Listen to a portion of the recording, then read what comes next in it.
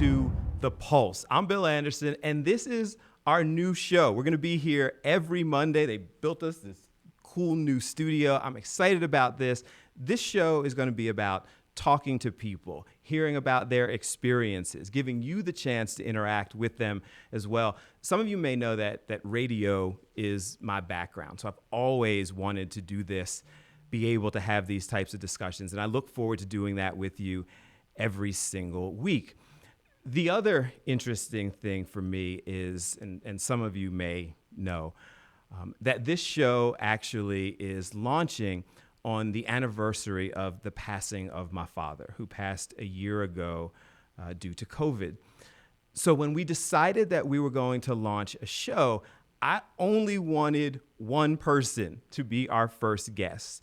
Not only is she extremely talented and someone I wanted to talk to and someone I believe you would want to hear from, but she also was one of my father's dear friends. And so I couldn't think of doing this without Iyanla Vanzant, who joins us now. Iyanla, how are you? I'm blessed. I'm so glad to be with you. And I can't believe it's been a year. I Yeah. can't believe I don't know. Well, your father introduced me to media. I was a criminal defense attorney, and he put me on the radio and trained me, taught me, most of all, believed in me and supported me. Those were the two things. Your dad always believed in who I was, what I was doing, and always in any way he could supported me. So I am honored to be with you. I know this may sound cliche, but he would be so proud of you today. One of the things that was important to him was using your voice for good. That was Yes. one of the things that he talked about. And we're in an era in media where the controversy, the negativity, the challenging seems to be the thing that will skyrocket your career. That was never you, and you haven't gone down that path. How do you stay off of that? Well, I've always lived intentionally.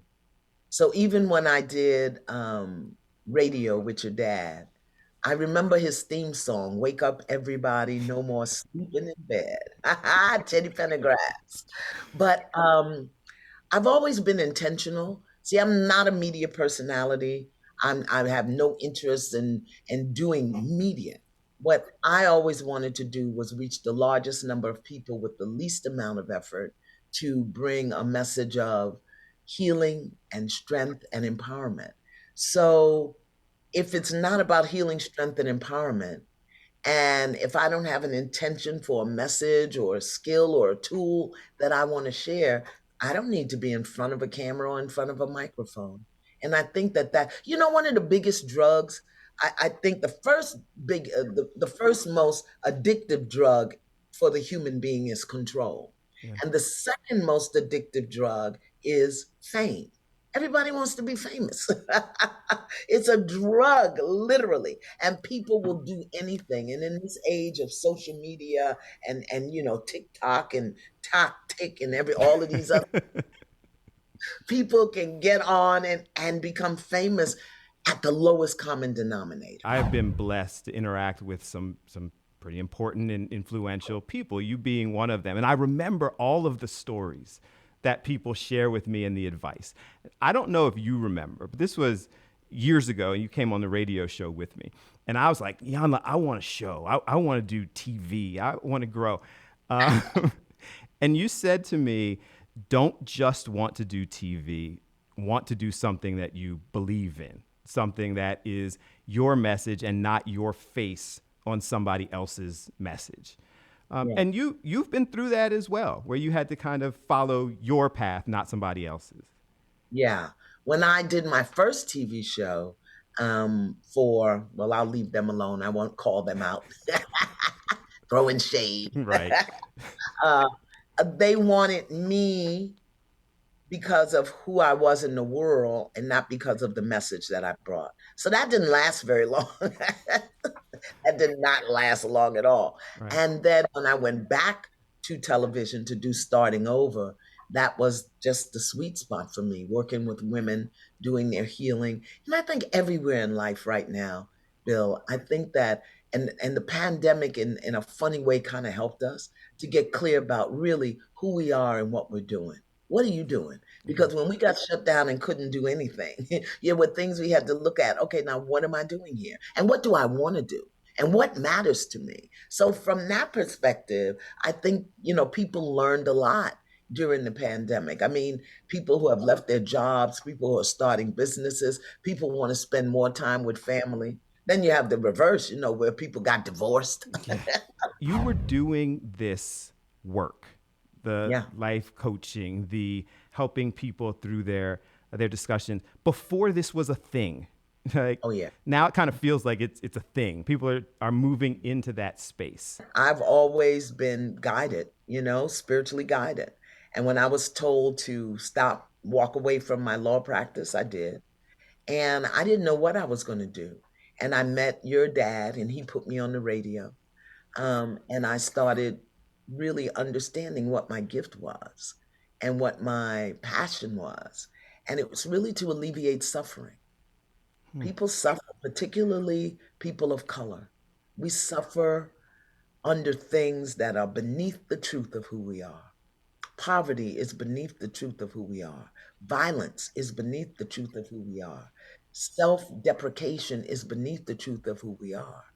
And looking at my own life, there were so many lessons that I learned through my own suffering Yeah. that nobody was talking about. Next on The Pulse, Iyanla always helps with our issues, but why be so open about her own? So I talk about my learnings, my experiences, my challenges so that I can support you in moving through the same thing.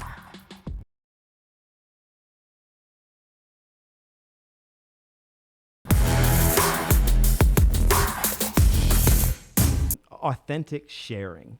Again, Yeah. that's not one of the things that is the path to success, certainly in media right now. And you shared and share things that are hard. You're helping fix other people's lives, but you've been through it. Is it Yeah. hard to be that open and honest about the fact that the person who helps so many other people sometimes needs the help?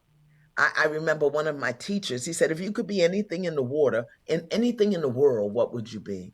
And I said, I thought about it. And then, like most students, when they get asked a question, they want to get the right answer. I said, I want to be a chicken. He said, why a chicken? I said, because everybody loves chicken. Everybody, they could fry me, bake me, boil me. He said, yeah, but you'd be dead. He said, if I could be anything in the world, I want to be a cool glass of water where you can see right through me all the time.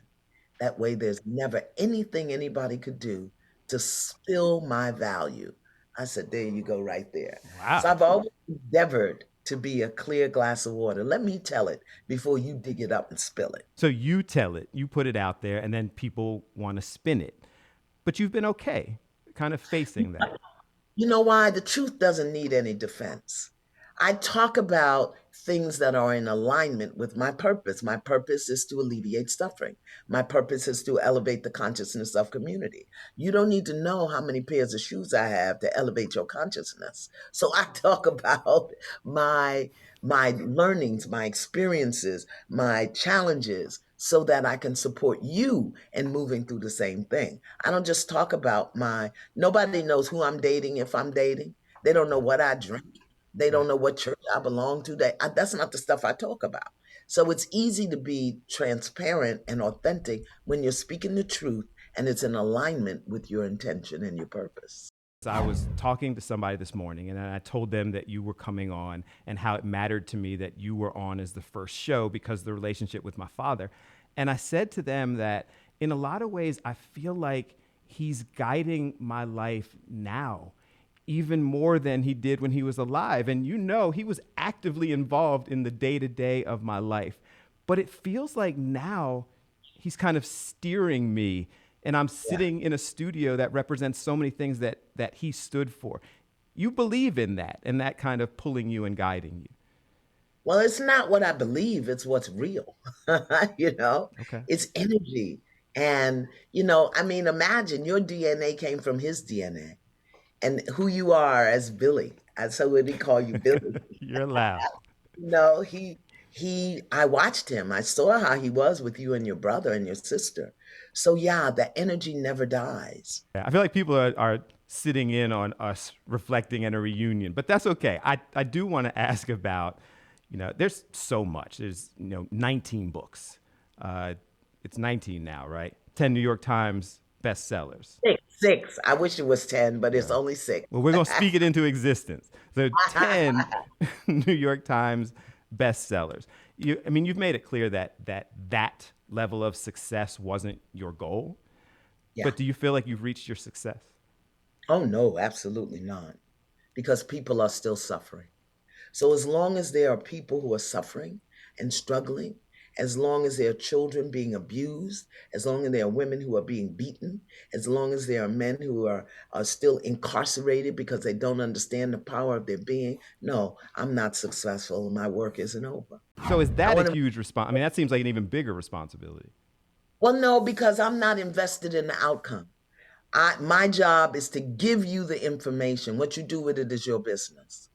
My job is to drink water and mind my business.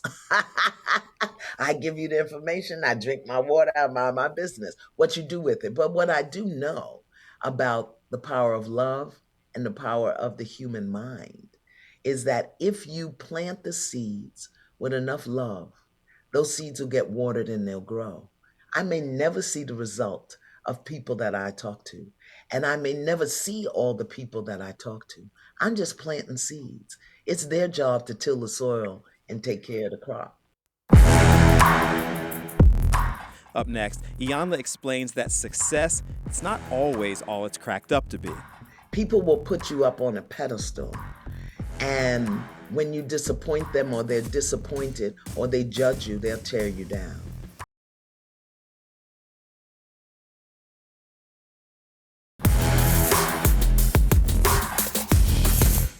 There was another person who used to be on the radio while we were there, and they used to say, people see my glory, but they don't know the story. Yes. They don't Yeah. know everything that's going on behind the scenes and what have you. Is that okay? No, it's a funny thing about being a public person. People will put you up on a pedestal, and when you disappoint them or they're disappointed or they judge you, they'll tear you down. So I've been really, really clear about never getting up on the pedestal. You can't put me on no pedestal. That's why I still do my own laundry and buy my own groceries and walk around with no security. That's why I'm in Walmart, because they have the most economical laundry detergent. And when I'm in Walmart getting laundry detergent, I'm not trying to solve your problem. And when I'm in the supermarket trying to find the biggest chicken wing that has the fewest feathers on it, I don't need to talk to you. I have real clear boundaries, because if I let people put me up on the pedestal, they give me the glory and they discount my story. And my grandmother washed too many floors and scrubbed too many toilets and cooked for too many white folk for me to let somebody else dismiss or disintegrate my story. I won't do that. You can't ask, what are you doing next, because that kind of implies that you're not doing something this minute. But so, what's now, or what's as you continue your purpose? Right now, I'm quilting. That's my love. I'm making quilts. I am restructuring the body line masterpiece. I'm teaching online. So I don't know what's next. And I don't have to know, because when I was guiding my life, Billy, I married the same man twice. Yeah.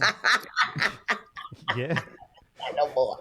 I married the same one twice. That did not turn out well for me. So I'm not trying to guide and govern my life. So I don't know. I won't be on the pole, and I won't be. Wow. How'd we get there? we were we Just went want you all to know, through. you don't have those kind of surprises. Yeah, because I'm trying to teach people geriatric twerking. So there's nothing that we should be surprised by No. if that's the next, fix my twerk. If that's the Yeah, next right. step. I'm sitting there watching movies on one night, and the movie that was selected for me was Girls Trip. Yeah. And here you come out there in Girls Trip.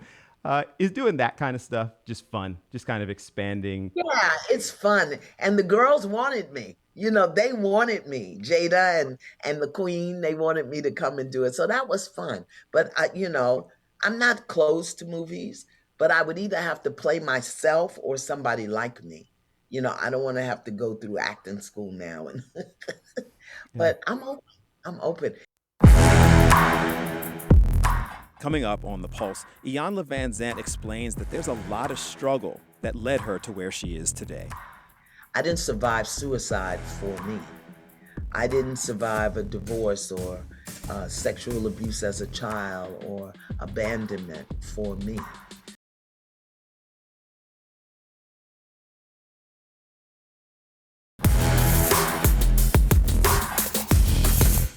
We open up to kind of social media for people to ask questions if they would like to, so that they can ask you a couple also.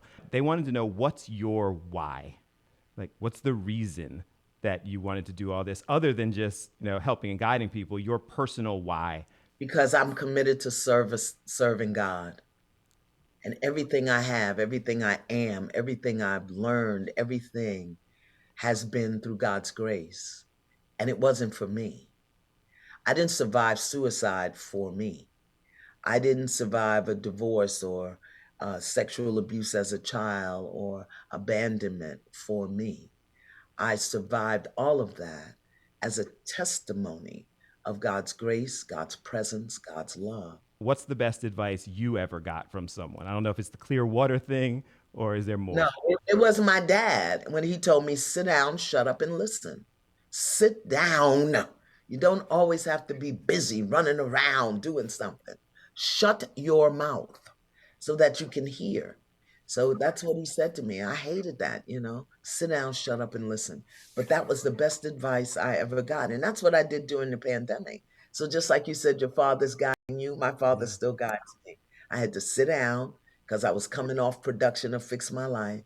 I had to shut up, which I always talked on Fix My Life, and I had to listen within. We end our shows and our discussions, we try to, with use your voice for good. My Yeah. father, you, the things that really matter. There's so many. But if you wanted to kind of leave people with some sort of use your voice for good, what would you want to direct them to do or support or what have you? We got to vote. We, we have got to vote. And I know people are so sick of politics and sick of the fighting in politics, but those who believe in freedom, we can't afford to sit down and be apathetic about what's going on, particularly people of color. So use your voice to support the candidate that you choose, the one that's serving your community, the one that has your best interests at heart. I say choose a candidate, and when you choose a candidate, vote for you. Doesn't matter what party, what color, what gender, vote for you and choose the candidate that is speaking to your best and highest good. The other thing, use your voice for good. Billy, we have got to do something about our children, our young people.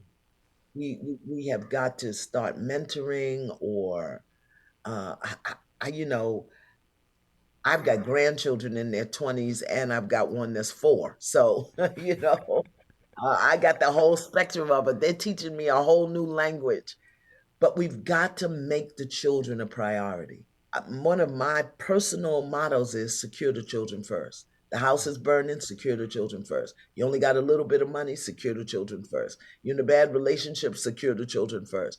We have got to secure our children. Thank you so much for doing this. I would not, excuse me, and I told people I wanted a show, but I didn't want to launch it if without you. So I appreciate you doing this. I know it's a crazy schedule. I feel like my father continues to guide our hand. My family loves you. So many other people do. So thank you so much for doing this. You one of my children, so you younger than my youngest child. So I just look good for my age. Yes, you do.